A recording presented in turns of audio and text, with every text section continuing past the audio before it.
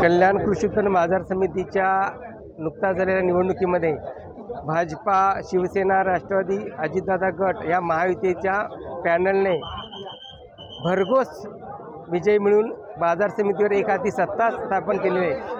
सहकारी संस्थांच्या मतदारसंघात 11च्या 11 जागा, ग्रामपंचायत मतदारसंघात 4 पैकी 3 जागा आणि व्यापारी मतदारसंघात 2 पैकी 1 जागा जिंकून 18 पैकी 16 जागांवर विजय मिळून कल्याण कृषी उत्पन्न बाजार समिती महायुतीचं वर्चस्व प्राप्त झालेलं आहे।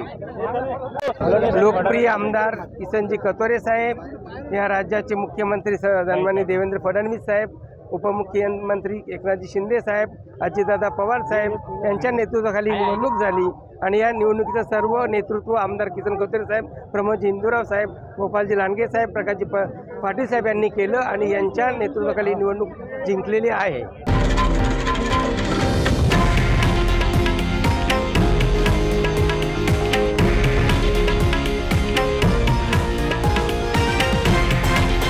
हे आहे देशातील नंबर 1 न्यूज नेटवर्क आणि आपण पाहत आहात TV9 मराठी, एकमेव।